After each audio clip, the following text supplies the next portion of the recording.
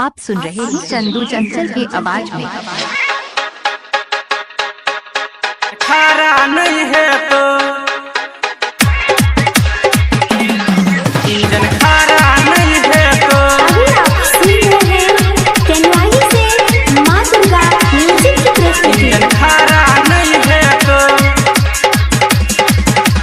DJ Sumit Satish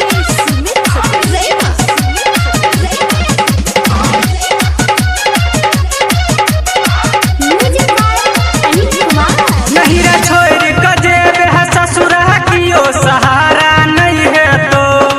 नहीं रे छोड़ कजे बेह ससुरा कियो सहारा नहीं है तो आगे सहारा नहीं है तो ये तोरा हसैया के लगत हुजारा इंजन खारा नहीं है तो ये तोरा हसैया के लगत हुजारा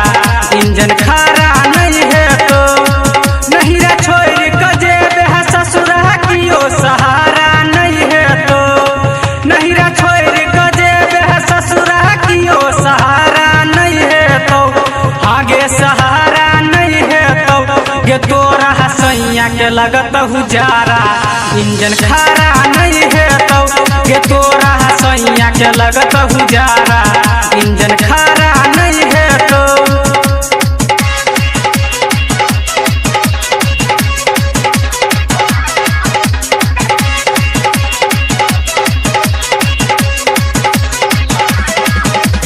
डीजे सुमित सतीश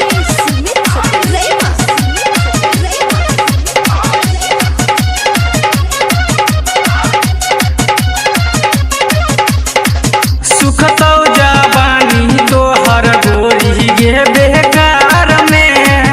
नहिरा बहला महाजा नहीं मिलतौ ससुरार में मिलतौ ससुरार में सुख तो जवानी तोहर गोरी गे बेकार में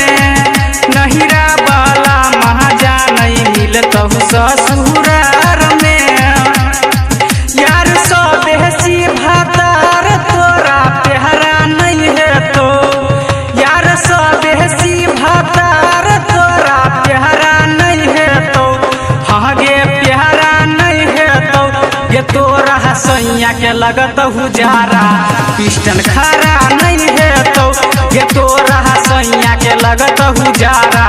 पिस्टन खारा नहीं है तो अभी आप सुन रहे हैं कैनवाई से मां दुर्गा म्यूजिक की प्रस्तुति।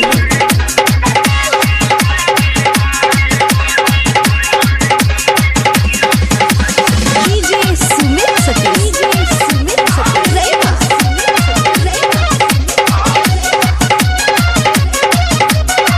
Music by Anil Kumar. चंदू यादव जी के बुझलही गोरी दुख गे तोहरा बिना जहवानी करतही फूक फूक गे करतही फूक फूक गे चंदू यादव जी के बुझलही गोरी दुख गे तोहरा बिना जहवानी करतही फूक फूक गे सहनी सागर जी के बिना तोरा गुजारा नहीं है तो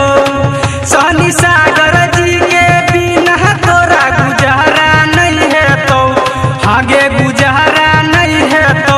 ये तोरा हसैया के लगत हुजारा इंजन खारा नहीं है तो ये तोरा भतरू के लगत हुजारा इंजन खारा नहीं